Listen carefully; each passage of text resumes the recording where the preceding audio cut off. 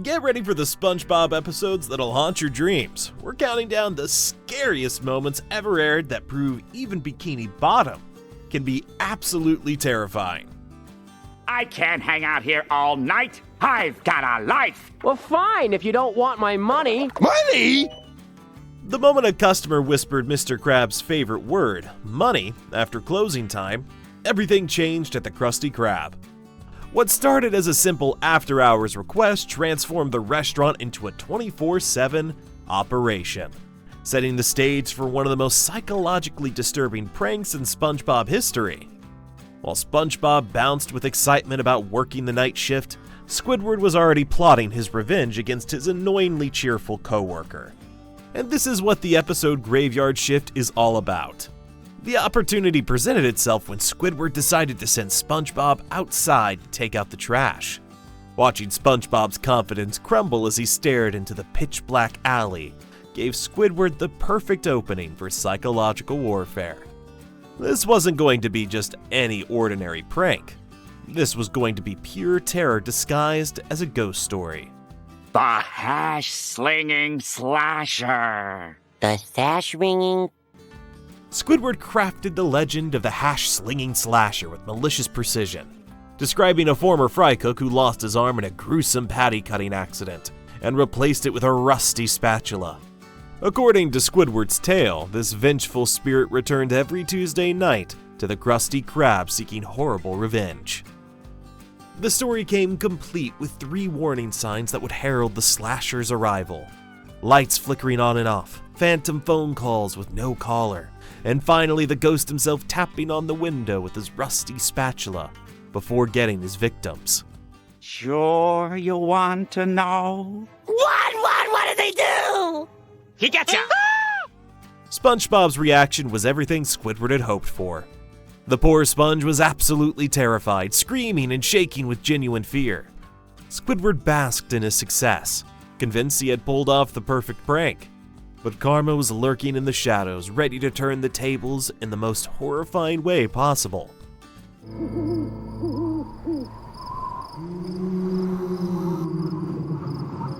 As the night progressed and the Krusty Krab settled into its eerily quiet after-hours atmosphere, something impossible began happening.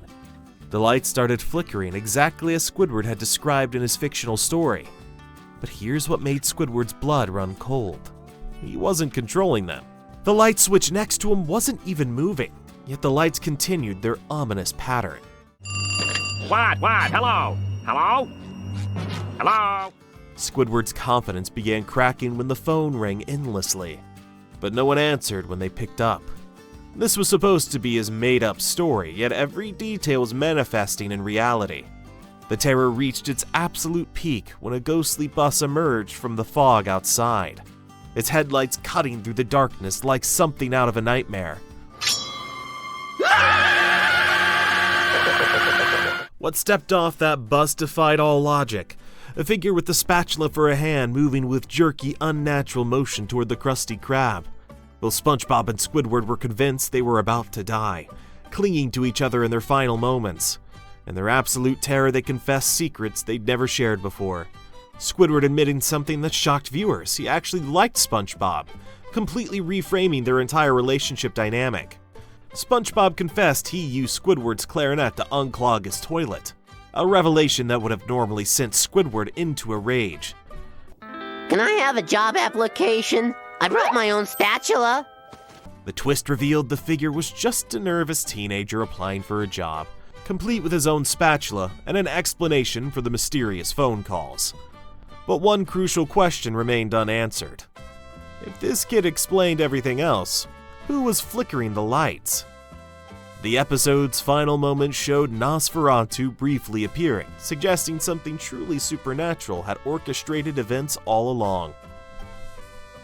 The horror of Graveyard Shift was rooted in supernatural terror, but Spongehenge explored something far more disturbing: the complete psychological destruction of our beloved character.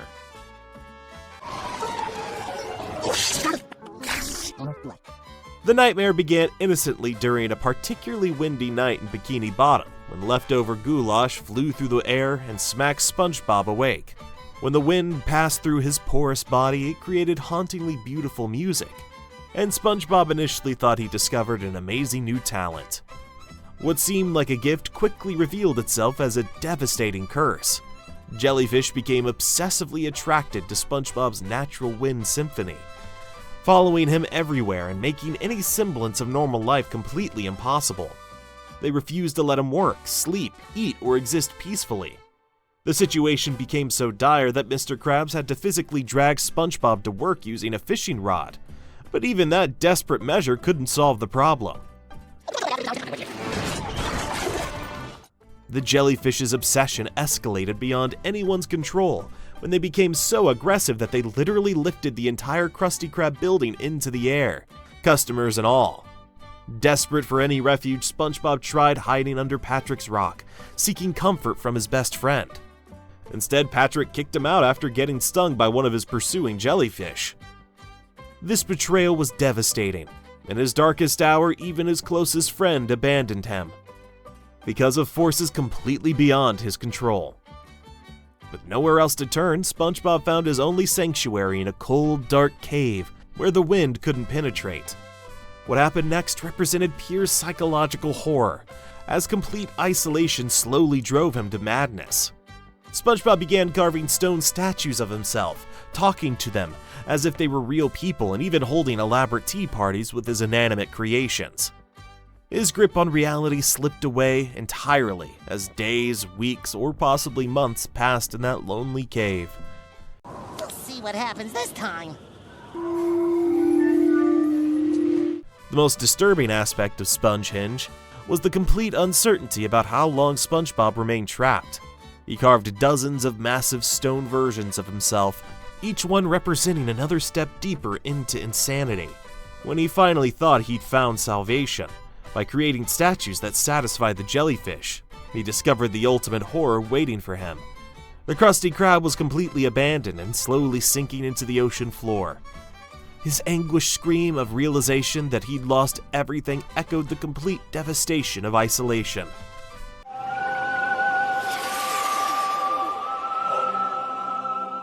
The episode's ending revealed that 3,000 years later, SpongeBob's stone statues had become tourist attractions, where jellyfish migrated annually. This timeline left viewers with the haunting question of whether SpongeBob survived his ordeal or died alone in that cave, making it one of the series' darkest and most ambiguous conclusions. While Spongehenge explored psychological terror through isolation, Rock Bottom tapped into every person's most primal fear: being lost, alone, and unable to get home. What? What's wrong, SpongeBob? After what should have been a perfect day at Glove World, SpongeBob and Patrick made a simple mistake that led to an absolute nightmare. They boarded the wrong bus and descended into the ocean's deepest, most terrifying depths. Rock Bottom existed like something from a horror movie, populated by grotesque deep-sea creatures with bioluminescent features and incomprehensible customs. While SpongeBob was desperately trying to figure out the bus schedule, Patrick committed the ultimate act of betrayal. He spotted their bus home and boarded it without even warning SpongeBob.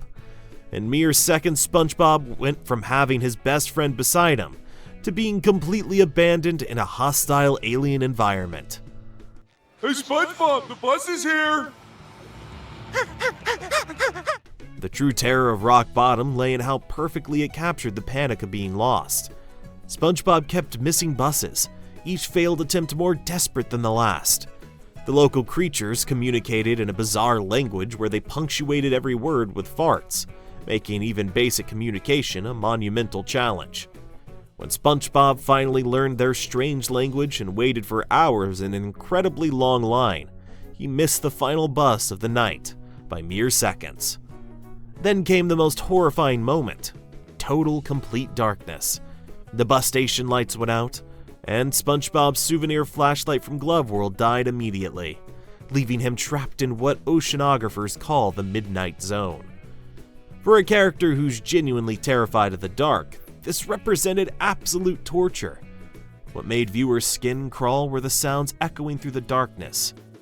Distant farts that grew progressively louder and closer, suggesting something monstrous approaching through the black void. SpongeBob ran frantically through pitch-black streets, convinced he was about to die. His terror is so palpable it infected everyone watching. The episode masterfully built suspense as those mysterious sounds pursued him through the abandoned streets. And no one is gonna tell me otherwise. Okay, second. The resolution came from the most unexpected source. The very creature SpongeBob had been running from in absolute terror simply wanted to return his balloon. This random act of kindness from a stranger saved SpongeBob's life, as the creature inflated his balloon enough to carry him safely back to Bikini Bottom. The psychological impact remained long after the credits rolled, proving that even in a cartoon world, being lost and helpless could be absolutely terrifying. These 3 episodes pushed SpongeBob SquarePants into genuinely dark psychological territory that resonated with viewers across all age groups. They proved the show wasn't afraid to explore genuine horror while maintaining its signature humor, creating moments that continue to haunt fans and spark discussions years after their original broadcast. So let me know which episode you find the most terrifying.